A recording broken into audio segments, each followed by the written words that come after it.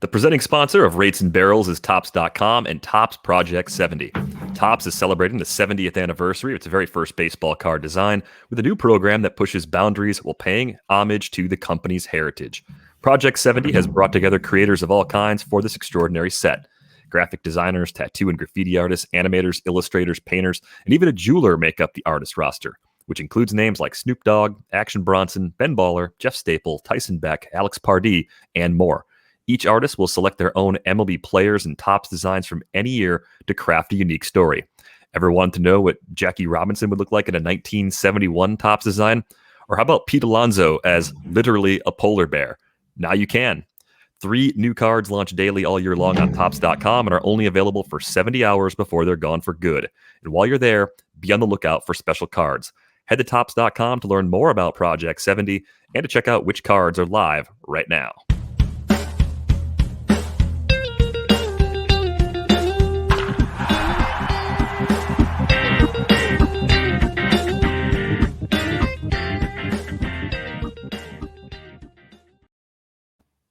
Welcome to Rates and Barrels, presented by Topps. Check out Topps Project 70, celebrating 70 years of Topps baseball cards.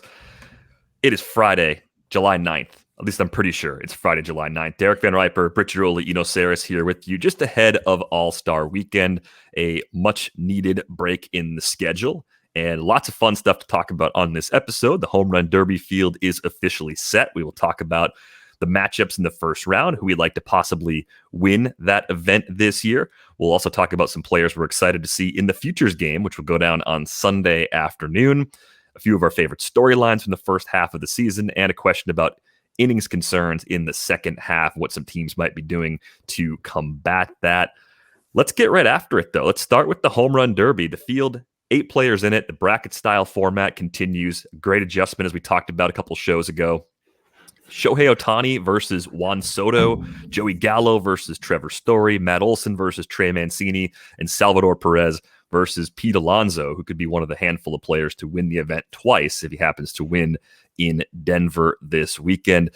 When you guys think about the Home Run Derby, what matters to you? What are you looking for? Because it's really a glorified batting practice, but it's kind of hyped up and sped up in a way where you don't get to relax. Like, you actually need to be pretty fit to do well in the current format of the Home Run Derby. Britt, comparing this to the older format where guys could really take their time and the lumbering slugger could do a lot better, it seems like it takes a different type of player to thrive with the timed head-to-head environment. Yeah, you hear guys often say that it's exhausting, and you could see why. This is why some guys opt to not do it, or you have the claims that it changes their swing because it's totally different. It's not just BP, it's BP on steroids, more or less, right? Like, we're going to be in a ballpark where, the balls could fly out. Apparently they're not using the humidors. So this could really be, this could really be an exciting Home Run Derby. Also, I think the high today is 99. I saw that. So basically, someone made the joke that these balls are just going to explode into dust. Maybe they will. That might have been Mike Petriello. I think it's going to be great fun. I think, like you were saying, Derek, guys, this is why you don't often see the best hitters do it. This is why it's so cool to me that Ohtani, who I learned a few days ago does not even take batting practice, is going to partake in this. This is why I have a problem picking the favorite too, though, because what I don't like about this is you can hit like 50 in the first round and it doesn't carry over. So it doesn't really behoove you to have that crazy Josh Hamilton round that everyone remembers. You have to be consistent and steady. So there's actually a game plan to this, in my opinion. And just in talking to guys, like, you have to conserve your energy and do just enough to win every round and not go out there trying to hack and get 80 home runs right away. You have to kind of have the wherewithal to say, hey, if I'm going to win this, which again, do players really care that much about winning it? Not really. Depends on who you talk to. I think guys just don't want to be embarrassed. A lot of guys are like, just get me past the first round. Or don't want to lose. Make sure I hit a few.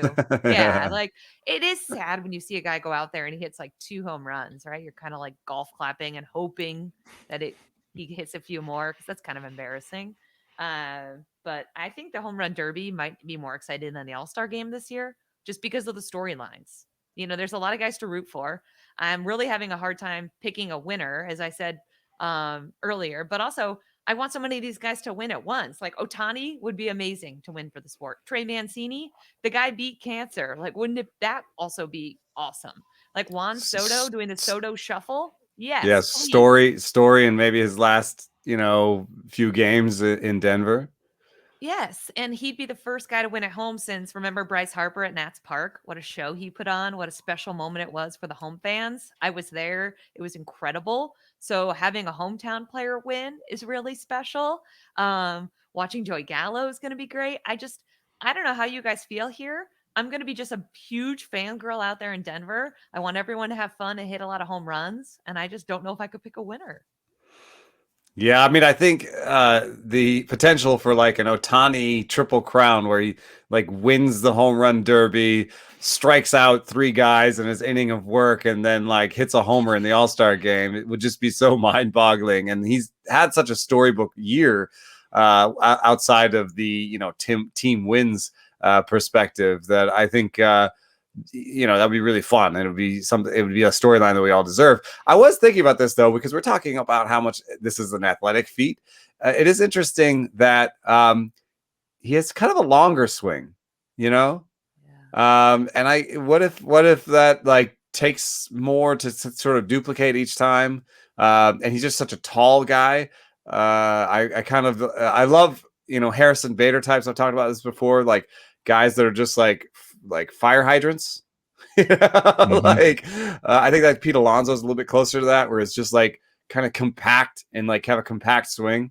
Another thing that Pete Alonso brings up to me is that Derek was saying something about a jet stream to right center, and normally I think of this as being like pull power, raw power. That's all that matters. You're just gonna try and pull a ton of homers and that's it.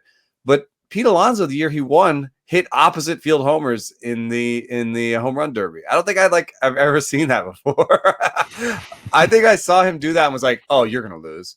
You can't do that. You can't be going for opposite field homers." But he has kind of that kind of swing, and it worked for him, and he won. So, I think that I would like to say that lefties are favored. And that somebody who barrels the ball and has a huge max exit velo, somebody like Ohtani, that would be my natural favorite, and that's also what the betting lines indicate, that Ohtani is the favorite. But maybe a righty going oppo is going to win this. Yeah, I mean, looking at the odds, it's pretty interesting just to see Ohtani the favorite at plus 325 according to BetMGM. Trey Mancini, the biggest long shot, at plus 1100. And for years during the All-Star break, when I worked at RotoWire, we had an annual trip to Las Vegas. We would always bet on the home run derby because sports basically stopped during the MLB All-Star break. It was the only thing to bet on.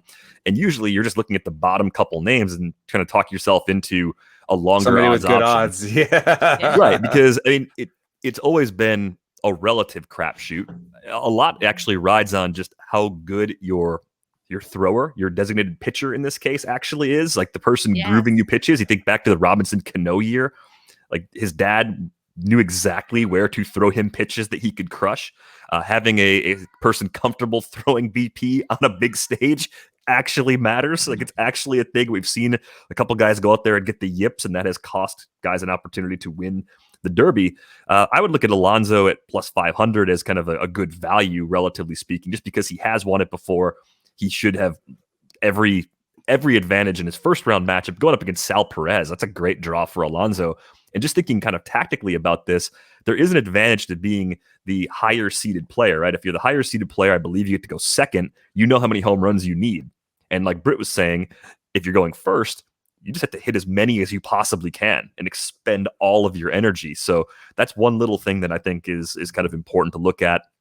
It is weird to see Soto at plus 900 because you think about the best hitters on the planet, and he's one of the first names that comes to mind. But he goes up against Ohtani in the first round. Yeah, I kind of like Soto there. Win.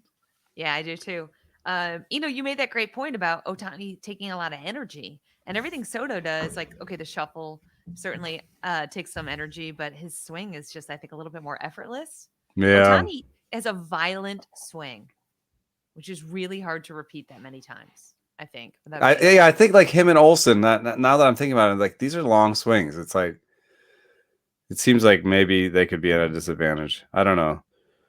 Yeah, and Otani's never hit BP, so to me, I don't know if I'd call him the favorite, right? Like a guy who's never taken BP is now going to put into an atmosphere that, like I said, is BP on steroids. I don't know. I mhm. think Soto can sneak in here. He's got Kevin Long throwing to him.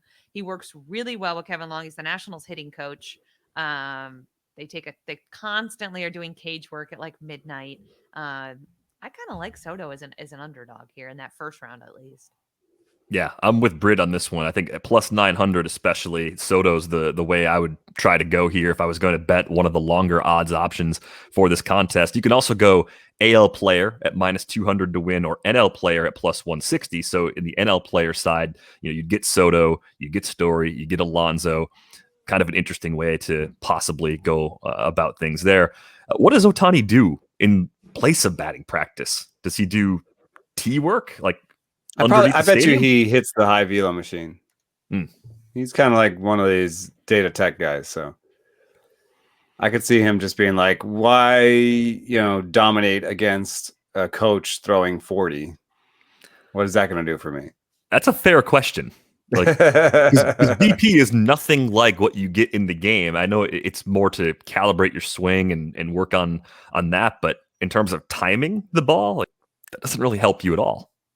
One thing that I've seen that's pretty interesting out here in San Francisco, and I don't think they're the first team to do it, but the first team I've seen do it regularly. They do 2 distances at batting practice, and they even bring out a machine. So they'll have 2 people throwing batting practice from different lengths and a machine. And so what they're trying to simulate is off speed versus fastball versus breaking ball. And the closer one looks like it's like maybe like 25 feet away from the batter.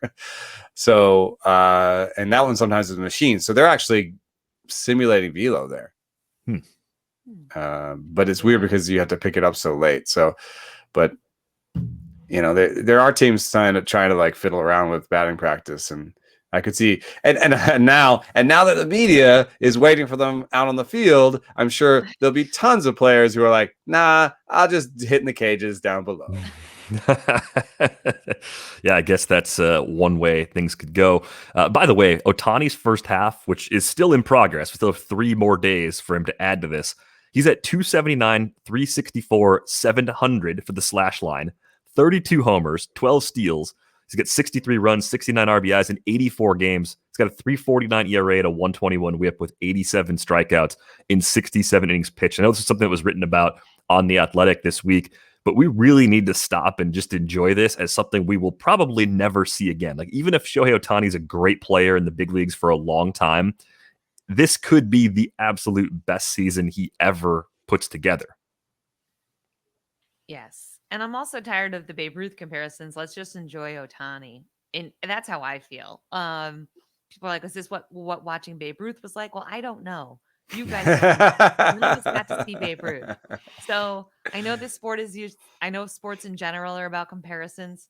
But let's just watch and enjoy Ohtani. Like Derek was saying, we may never see this again.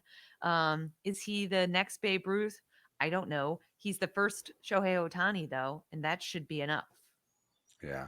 He's such a StatCast god. I mean, it's like crazy. Here's a guy who can throw the ball 100 and hit the ball 120. It's just, it's pretty amazing. You got to let him do whatever he wants to do. I know there've been arguments like, I've made some of these arguments that I see him maybe as like a shutdown closer, / right fielder in the future. But I'm not saying he should. I'm not saying that, he has to do that or he should do that. I'm just saying that's where I kind of see him going. He should do what he's doing as long as he can because it's awesome. Yeah, it is awesome and more valuable. I thought we were at that point too, where they're going to have to make that decision this year and possibly not let him be a 2-way player. And I'm glad I'm wrong about that. Right, exactly. One of the things I'm very happy to be wrong about because it's been a lot of fun. All right, so Britt and I both like Soto at plus 900. Is there a longer shot option you like here? I'm just staring a hole into Gallo versus Story. I just think that they're right there. You could have a winner between those two. I just think that Gallo is a moonshot guy, and he doesn't have to worry about swinging and missing, hopefully. And then Story, I think that I do think that the hometown guy gets a little juice. I think that like the fans will be rooting for him. You know, the people will be yelling for him. They know the stadium really well, so if there is a jet stream to a certain location, they can just sort of pepper that area. And Story knows the batter's eye better than anybody, so like I could just see the winner coming out of there. And of course, Gallo's the favorite. And he goes second, so I guess that would be where I go. But Story, you know, I think it'd be kind of fun. Yeah, I would agree. I mean, we expect him to be on the move before the trade deadline at the end of the month. It'd be a nice way to sort of put a stamp on the end of his time in Colorado. And on a positive note, since there haven't been a lot of happy moments during his time there. Did you see what I think Nick Groke was reporting that other teams don't know who to call? Yeah. That's weird. That's good. You have the one of the best, maybe the best asset to sell at the deadline, and people don't know who to call. Yeah. Amazing. Maybe get that information out there if you're the Rockies. Make it very clear who's actually calling the shots as it pertains to the Trevor Story deal. We're all trying to eat better, but healthy breakfast doesn't have to be boring. Magic Spoon has the amazing flavors you love, but without all the bad stuff. 0 grams of sugar, 13 to 14 grams of protein, and only 4 net grams of carbs in each serving, and only 140 calories a serving. It's keto-friendly, gluten-free, grain-free, soy-free, low-carb, and GMO-free. You can build your own custom box with flavors including cocoa, fruity, frosted, peanut butter, blueberry, and cinnamon. Go to magicspoon.com/rates to grab a custom bundle of cereal to try today. And be sure to use our promo code RATES at checkout to save $5 off your order. And Magic Spoon is so confident in their product, it's backed with a 100% happiness guarantee.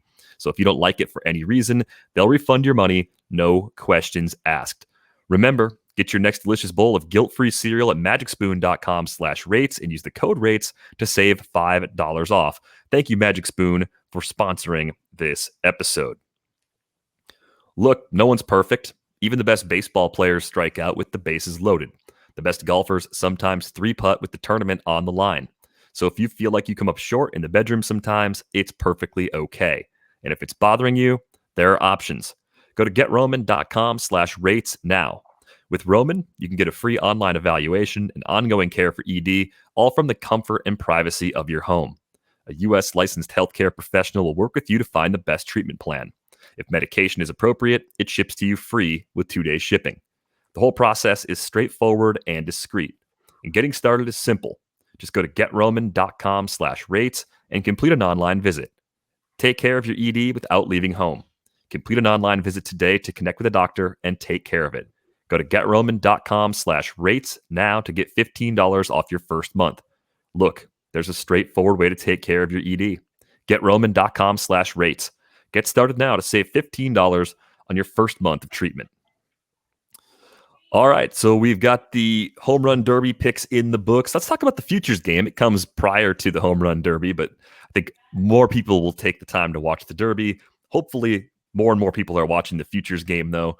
The rosters are loaded, as they often are. Simple question for all of you. What would you like to see in this game, and who are you most excited to see playing in this game as we get a look at a lot of these players for the very first time? We'll start with you, Britt. Gosh, this is really hard because, as you said, Derek, it's loaded. I really want to see Adley Rutschman because I haven't seen him play yet.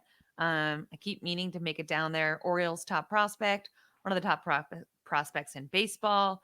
Was it 2 years ago now that he was drafted? I have like no concept of time.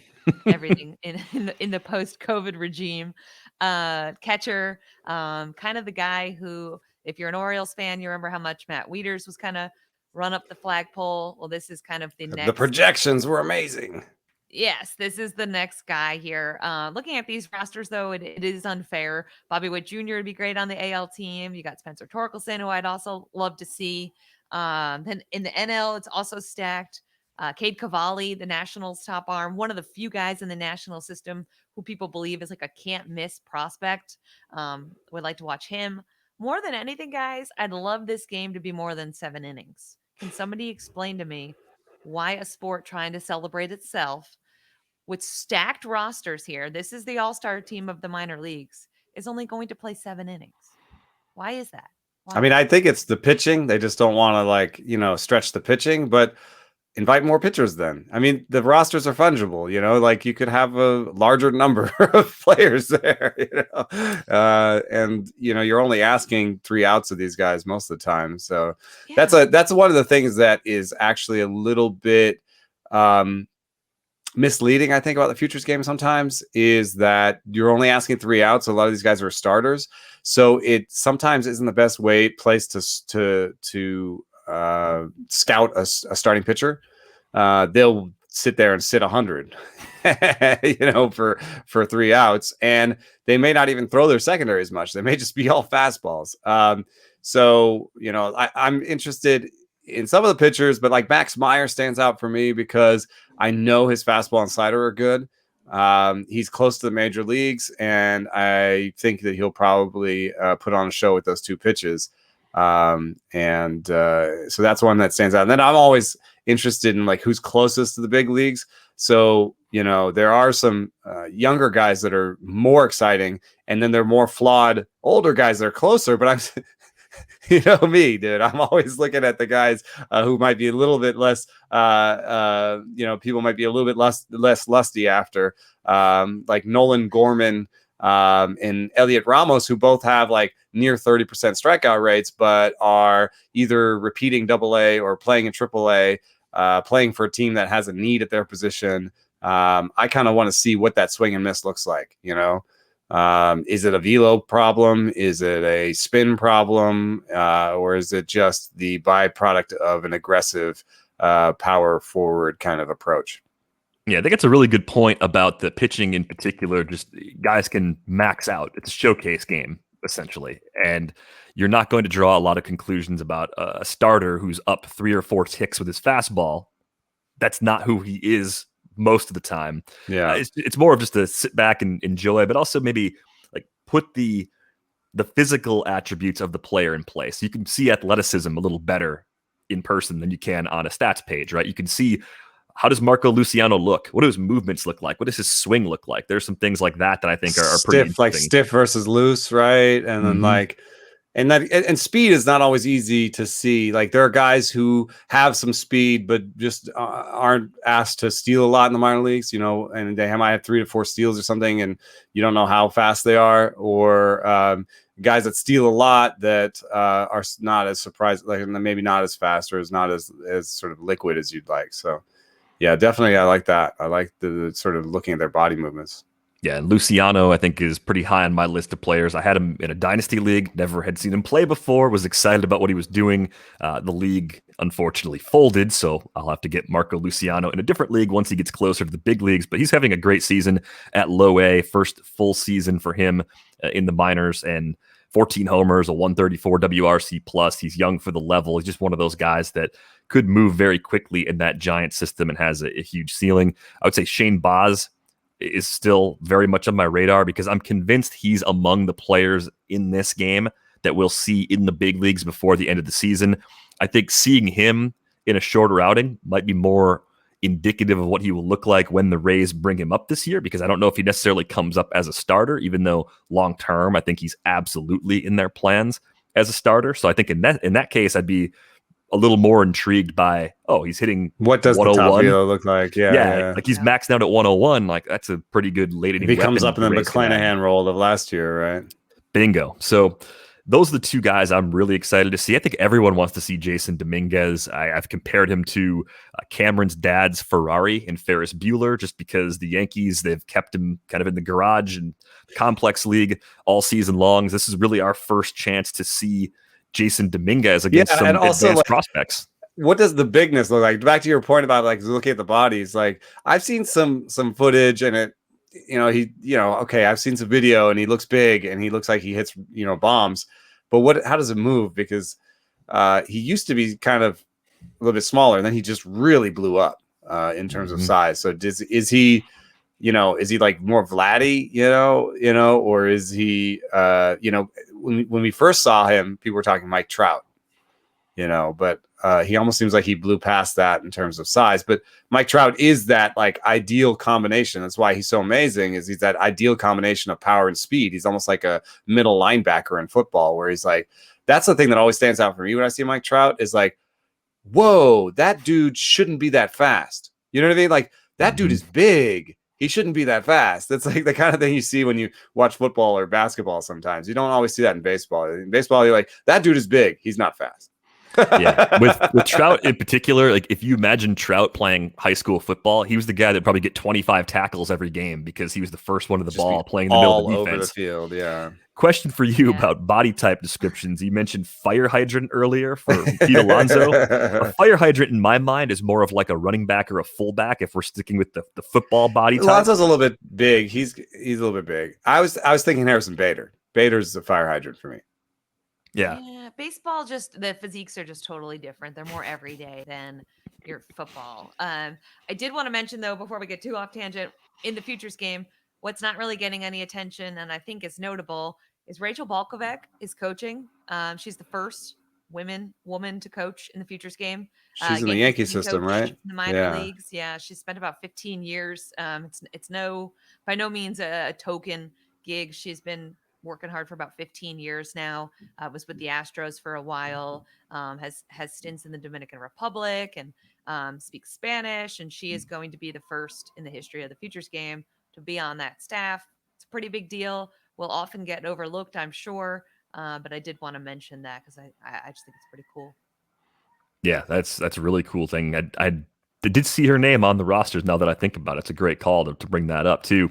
The game starts, I believe, at 3 Eastern, if I converted the time zones right. I'm in a time zone that's not my own yet, and the game's happening in a different time zone that I never go to because it's on Mountain Time. I think it's 1 Mountain, so that's 3 Eastern, if I'm doing all the math correctly. And draft starts after that, a little after that. So we'll be on MLB Network? Yep. All stacked up on LB Network, so people will be locked into that channel all day long. Great rosters up and down, though, really. And one of the few players who unfortunately can't play due to injury who I wanted to see, CJ Abrams, I would say would have been high on my list of players I'd like to get a look at because I thought he might be a guy that we'd see in the big leagues by the end of the season if the Padres had the right need. Yeah, I was just down in Slam Diego, and there was a little bit of sadness for Abrams' injury because right now they're kind of nursing Jorge Mateo along as probably the worst use of a roster slot on that team, but he becomes more valuable in the postseason because he's like the second or first fastest player in the big leagues right now. So he kind of, if you can get him to the big league, and if you can get him to the postseason, then he's your Gerard Dyson, Terrence Gore kind of pinch runner extraordinaire, and that's why he's still on the roster. But you could have done that with Abrams because Abrams is super fast. You could have done that with Abrams with a little more upside with the bat. And so there is a spot there for the Padres to upgrade there. And of course we'll get into trade deadline stuff as once we get past the All-Star game. But it was interesting because they lost a 10-0 game that I was attending as a fan with the kids. And there was already like I got a tweet the next day. Be honest with me, is this a playoff team? I'm like, yes, this is definitely a playoff team. Do you get the sense that series, right? It was the Nats, right? Yeah. Do you get the sense that Padres fans, because it has been a franchise really riddled by futility for most of its existence, they just don't believe they're not really willing to buy in to their own success, in some ways, or they're just convinced that it's going to turn to dust really quickly, even though they're well built for the foreseeable future. There's always the kind of the Mets thing where pain is always around the corner. But I will say that in the past, I've been going to Padres games. So my in-laws moved there, I don't know, 10 years ago. And I've been going to Padres games for a while. And a lot of the Padres games in the past, even when they've been competitive, I went to this series, I don't know, 5-6 years ago, where it was the Giants against the Padres late in the season. And both of them had a shot still at the postseason. And it was I don't know, like 40 to 50% Giants fans in the stands. And I was like, this is weird. And we were even talking about like how this, like among people that I was talking to at the game, we were talking about like how in the past, if the Cubs come to town, that's the biggest draw, or if the Yankees come to town, it's like the people who moved from New York to San Diego to retire, like I used to used to live in Chicago. The Cubs are coming to town. I'm going to the game. So they used to kind of almost draw depending more on who was in town, but they don't have a big core of Washington D.C. fans. So Nationals on a Tuesday night, which is the game I covered, wouldn't have had almost anybody in the stands. That would have been, a night of sort of 5,000 people. They had like 35,000 people there. I would say it was, 80, 90% Padres fans. And they had a really good time with it. Manny Machado's birthday was that night. And it had this funny thing that happened. Up on the board, it said Manny Machado's never faced a pitcher named Machado, right? And then it was his birthday, so all the fans start singing "Happy Birthday" to Manny Machado. And the next pitch he gets after they sing "Happy Birthday," he swings so hard he lands on his ass, and he's sitting on the plate, and he might be hurt, and he's like taking a real long time to get up, and everyone's like, "Ooh." One of those birthdays, He gets up, like takes a practice swing, gets back in the box, and hits a game tying double, and the place just goes wild, and everyone's having a good time. So I would say that there is some of that in San Diego, but they've now had a team that's been building for 2 to 3 years. They have such a good core. Everyone's in love with Tatis and Manny, that's enough. Like I saw the cutest little kid, little 3-year-old kid with one of these chains on, and he had. He was wearing a swag chain. For those of you who are let's even back this up for just a moment. I went downstairs today, and Eno's pouring a bowl of Lucky Charms with the swag chain on. Like it's just nothing. Like, good morning. Just trying to bring some swag to my everyday life. You're bringing a ton of swag. And I agree with everything you said, because my family lives in San Diego, and they've been going to Padres games for years. And my mom said, I saw her the other day, she said, I've never seen anything like this. She works at a hospital in San Diego. She's a nurse. And she's like, for the first time ever, we're allowed to wear Padres stuff on Fridays. They're kind of like a football team because they've had there. So the Chargers are gone. There's my mom wearing her like Tatis jersey and her swag chain at some hospital in San Diego on Fridays. It's hilarious. I keep telling her, send me a photo of all these nurses dressed in like Padres swag. I'll tweet it. It's hysterical. Casual Friday. Love it. Oh, but just the little 3-year-old I saw had like a hat with fake Tatis dreads on the back. It's amazing. Oh, he had like gloves on and a jersey and sliding shorts, and like, oh my God, he was so cute. And everyone's just having a really good time. And that ballpark, what's great about that ballpark too is that it was a great ballpark anyway, with great food and great beer options. And now it has a great team. So it's popping off in San Diego.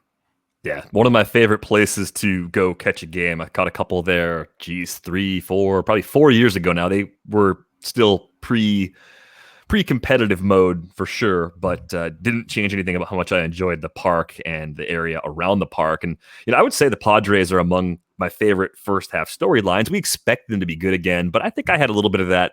Yeah, what if it wasn't real? Like that was a little bit of doubt that kind of crept into my mind earlier this year. I'm glad they're still good. I like that team. They're a fun team, and they're great for the game.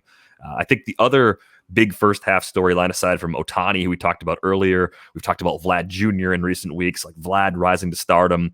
That's pretty amazing.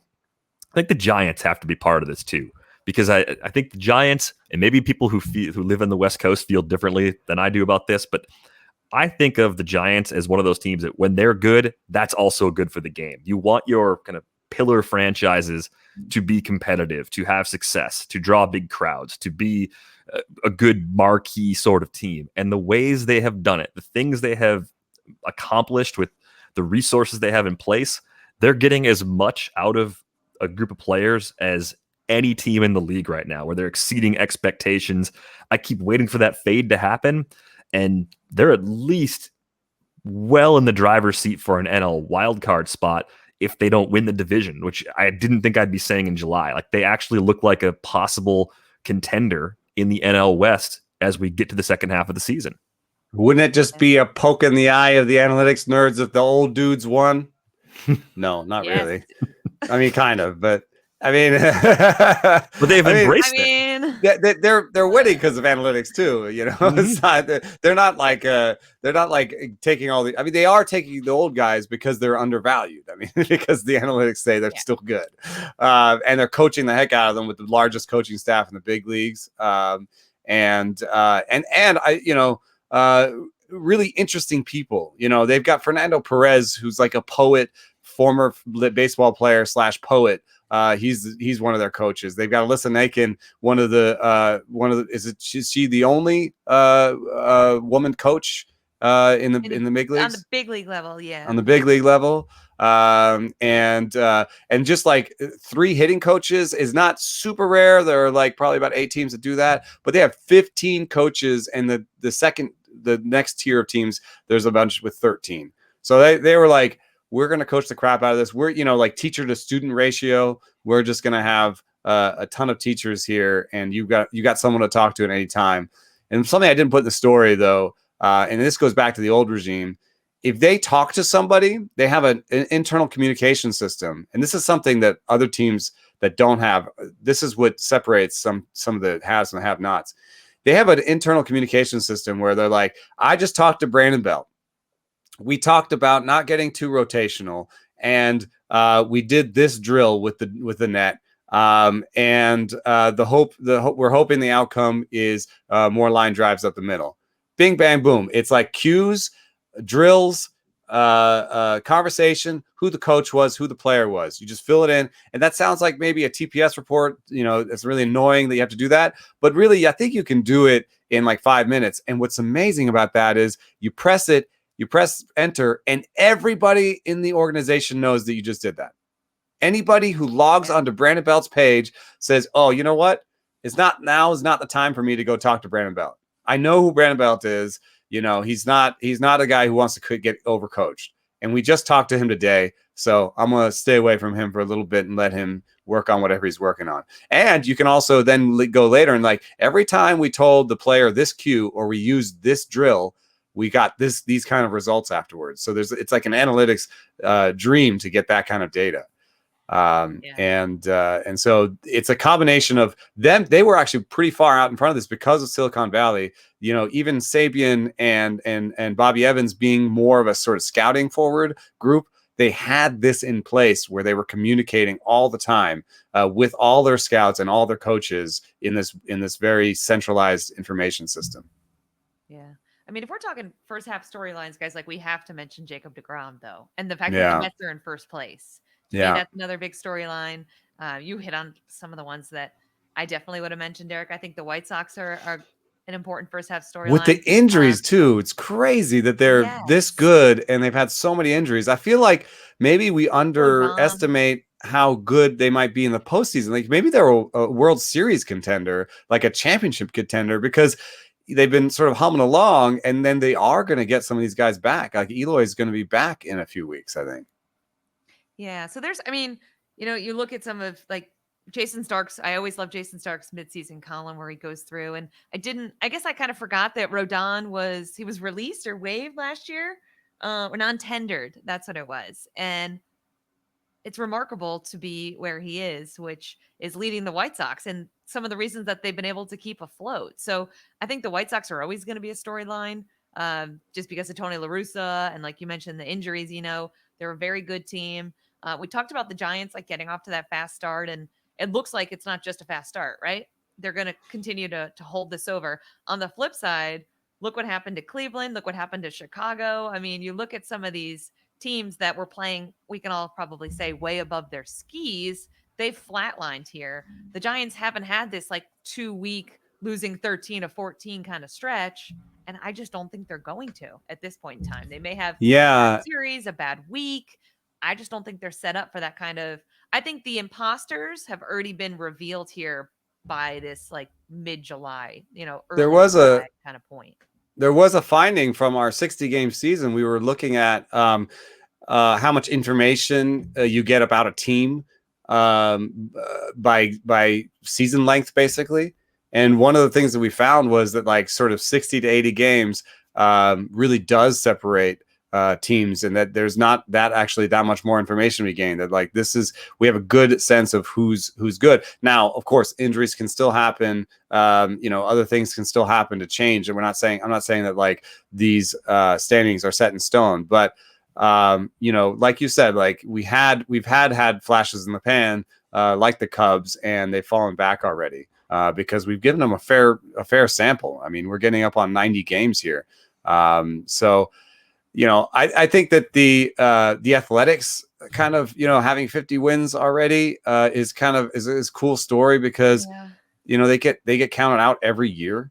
And they have one all-star, even though they have Chris Bassett and Sean Manaea, two guys that I think a lot of baseball, and myself included, like I always sort of doubted Manaea, but those guys being the two aces for the team when we always thought it might be Luzardo and Puck is kind of interesting too. So the A's always kind of find a way, aren't they? They're like Tampa Bay. Tampa Bay's good. No one really cares that much.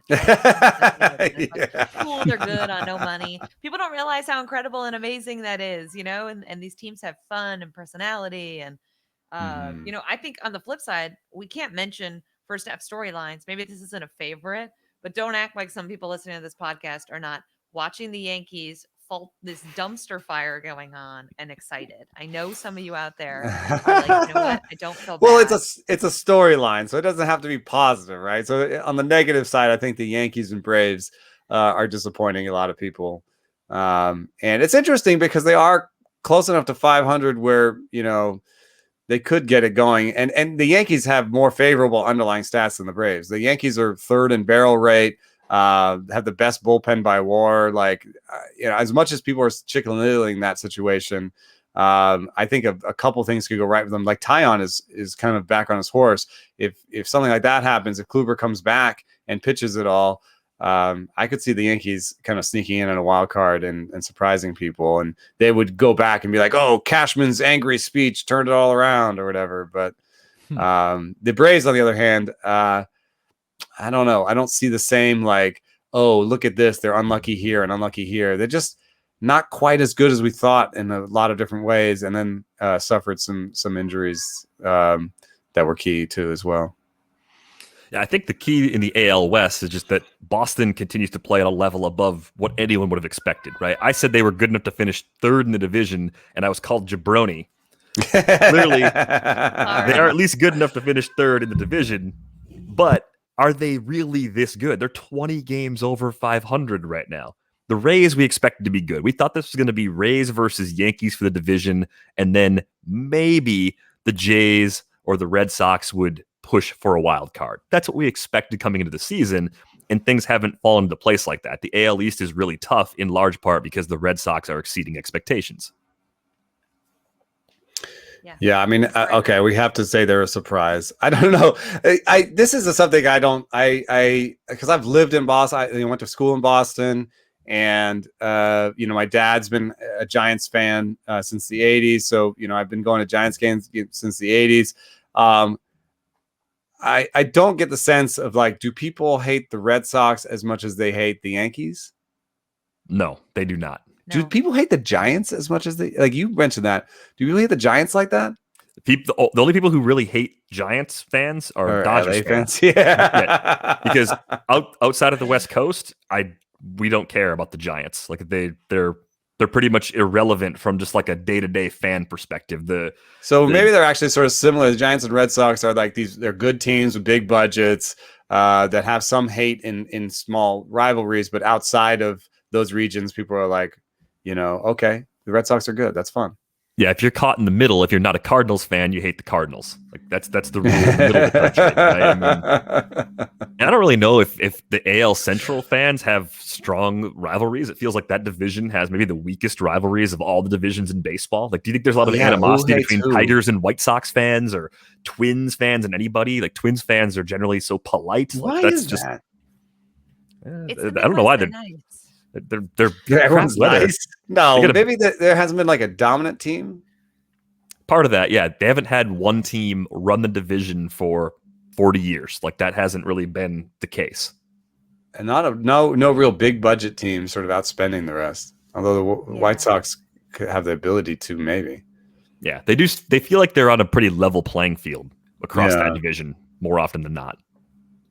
I could see like a run of dominance making you the evil empire, right? Yeah, the Yankees winning all those, World Series and spending all that money puts them on the radar for everybody in America in a different way than like Cleveland, winning a few AL pennants and they got one, right? They got one World Series. Did they get one? Cleveland lost to Atlanta in 7 when we were kids. I was talking about that Atlanta timed run. They didn't get one back then. Because then they lost to the Cubs recently. They lost to the Cubs. I knew that, but I'm saying I thought they got one in the 90s. Pretty sure they lost that series to the Braves and didn't get one otherwise. They've got a long losing streak in Cleveland. No. When was the last time the Indians won the World Series? Like 1953, something like that. 1944. That's the war. So it's 48. 48. Yeah, it's been a while. They must have the longest drought then. Yeah, it's because they're good during the regular season too. That I think people are like, oh, it's not like long suffering, but they kind of are long suffering. One last thought, kind of tying these teams together that are among our favorite first half storylines. Oh, here Astros, it is. Longest World Series droughts active and all time. Indians, 72 years. Yeah, it's the longest active. Rangers second with 60, and the Padres are third with 52. Never had one, baby. All the reasons in the world to watch us on YouTube today with the sweating chain that is sporting. Be sure to hit the like button if you're watching us over there as well. The Astros, my Astros, your Astros, our Astros, plus 275 to win the AL. So they're still the favorites, but it's close. The White Sox are down to plus 325. Then you get the Red Sox at plus 500, Rays at plus 600, A's at plus 750, and Yankees at plus 800. Rays at plus 600 is where the odds coming together with the likelihood make me interested, I think. Yep. I'm with you there. Wander Franco has held his own, and if he can turn that into a dominant streak, then I think that changes a lot. And he's probably still going to get better before the season's over too. That's been the thing I've thought all along, is that he could make those adjustments faster than most players, given what he's accomplished to this point in his career. This podcast is sponsored by BetterHelp Online Therapy. Check out betterhelp.com/rates. Life is full of stressors. It doesn't matter who you are or what you have. Your life is probably stressful, whether you're changing jobs or moving across the country. You may not be feeling down and out and depressed or like you're at a total loss, but if your stress is high, your temper is shorter than usual, or if you're just starting to feel strain in some of your relationships, you could probably use the chance to unload the stress. BetterHelp is customized online therapy that offers video, phone, and even live chat sessions with your therapist, so you don't have to see anyone on camera if you don't want to. It's much more affordable than in-person therapy, and you can start communicating with your therapist in under 48 hours. Unload the stressors and get some unbiased feedback. You'd be pretty surprised at what you might gain from it. See if it's for you. This podcast is sponsored by BetterHelp, and Rates and Barrels listeners get 10% off their first month at betterhelp.com/rates. That's BetterHelp.com/rates. If dreams of vacations and enjoying the fun of life are turning back into a reality for you, don't let concerns over financial setbacks keep you from saying yes. Credit Karma helps keep your financial goals in check, so you won't have to hit pause on a good time ahead. Credit Karma's game-changing technology shows you tailored offers for credit cards and personal loans that you're more likely to be approved for, so you can apply with more confidence.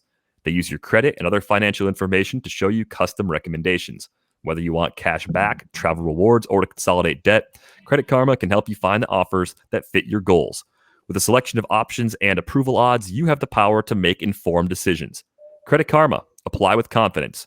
Go to creditkarma.com/podcast to learn more and find offers tailored just for you. That's creditkarma.com/podcast, or you can see your offers on the Credit Karma app. Apply with confidence today. Go go to creditkarma.com/podcast or the Credit Karma app. All right, let's get to a few questions here before we go. This one comes from Tom. Tom wants to know, I've heard many times that a pitcher should not go more than about 20% over the previous year's innings, with 2020 only being 60 games. This year, we're already at that level. Is there cause for concern for even more pitching injuries as we move through the second half of the season? And have you guys heard anything about teams changing up their workload plans in the second half? Because a lot of teams talked about doing things kind of on the fly, figuring out as they go. Have you heard any rumblings of teams backing off guys or changing things up from their previous very loose plans? I haven't, I don't know if you have. I think going into this season, I spoke to a lot of people that were like, we have not seen the end of the injuries. And certainly we've seen. And they were right. Continue to go up. I think the bigger issue here now is, you saw Clayton Kershaw with the forearm, is what is going to happen with these. You're going to see maybe a lot of forearm and elbow or hand issues because of the lack of sticky stuff. So I think the 60-game season certainly is going to play a little bit of a part here, but a lot of guys adapted their offseason routines. If they needed to throw more, they threw more. I think what you might see here is what's happening in terms of the sticky stuff. That's what I think. I don't know about you. I haven't heard too much about teams saying, well, because of COVID, we've got to shut down these guys. Maybe in the minor leagues, but not really at the big league level. Yeah, I do. I talked to, I'm going to write this up soon, but I talked to a major league pitcher who said, my arm effing hurts since they stopped using the sticky stuff. My arm, my elbow really hurt. So I think that's going to start to come down through the pipe. So that, though, I guess you could look at the RPM losers. You can do the work on Savant and kind of maybe guess, but I think that'll be really tough to get out in front of. I think that that'll be just shots in the dark, and I wouldn't necessarily trade away Corbin Burns or somebody just because they dropped 200 RPM. Like I just think that that might be overthinking it. Some of the guys that we've seen lose RPM are pitching just fine and haven't seen almost any drop off in their results. Others have had some result drop offs. Most notably maybe one in New York, but who knows? Like he might just have hit a matchup problem. You think he might have had a bad stretch of 3 games randomly. Even the best pitchers have 3 bad games. So it's like, you can ascribe too much to being like, oh, these RPM are down, therefore he's never going to be a good pitcher again. I don't know that I would react too heavily to this. One thing I would say is also, just in terms of innings management, when you look at the innings leaders, so those are the ones that you might be most worried about in terms of being shut down. There's almost not a single, there's one name that comes off the page for me as a young pitcher that hasn't maybe reached these heights in innings before, is on a team that might have enough pitching depth to deal with it and may slow him down. And that is Julio Urias on the Dodgers, 10th in baseball at 106 innings. I guess Trevor Rogers at 32nd on the second page is a possibility. Maybe Tyler Mahle. But in general part, I think they've already been effing with the innings. You know what I'm saying? They didn't let their youngest guys get to 90 innings already. You know what I'm saying? Yeah. So I think some of those guys were over managed in the first half in some ways. A couple of them had injuries. Like Michael Kopech was going to be carefully managed. Some of them started in the bullpen. Yeah. Some of them have been in between. Yeah. Yeah, Patino got hurt, had a finger injury for a little while. That cut his innings. Sandy Alcantara is second in the league in innings behind Zach Wheeler right now. I think I'd probably add him to your list along with Urias. Younger guys that you just look at and say, well, tracking towards 200 innings, that might be a little too much. I think the key difference for me, too, with Urias versus Alcantara, one of those guys pitches for a team that will likely go to the playoffs. The other one pitches for one that will not go to the playoffs. So the Marlins have a lot more flexibility to just say, okay, you're good. You got to 175, 180, wherever their number is. we feel good about this workload. Let's shut you down now, have you ready to go. You'll be fresh and good for 2022. So I would say I'm a little more concerned about Sandy Alcantara than most. Yeah, Alcantara and Rogers then maybe are near the top. Urias, the Dodgers may just have like some 3 or 4 inning starts where they just try to keep him low that way. Because I do think they might need him. I mean, that division's starting to look like a dogfight, and like they don't necessarily have the depth anymore. I mean, like past Gonsolin, I don't know what you're really looking at, unless it's calling up Josiah Gray. They need a starter at the deadline, I think.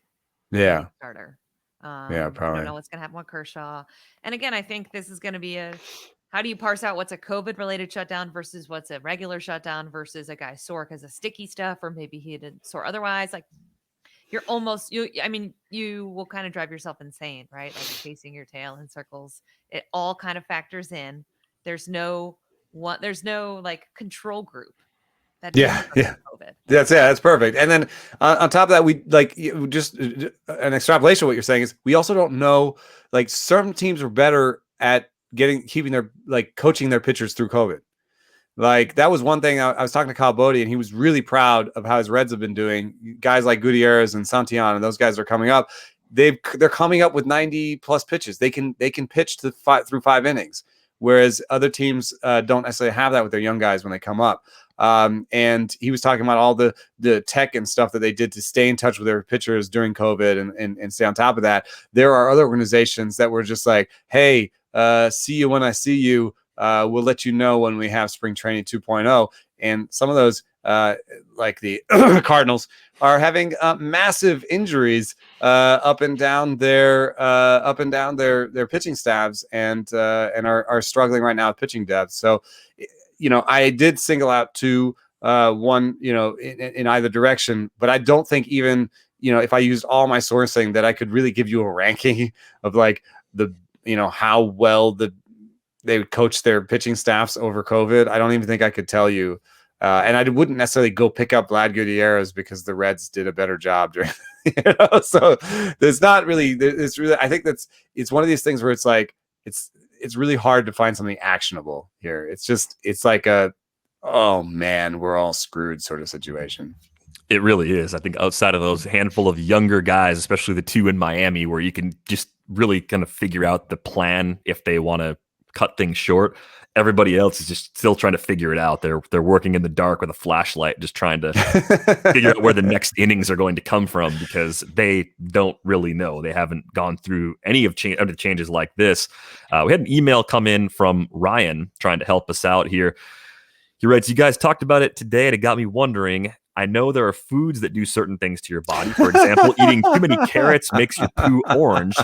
Do you think there is a chemical or some food that you'll sweat out that when combined with rosin makes it stickier than normal sweat and rosin? What if you have a certain type of electrolyte that when you drink it, it gets sweated out, it makes your RPMs go up? If you guys know of anything, let me know. We can split the profit selling it to players." Ryan.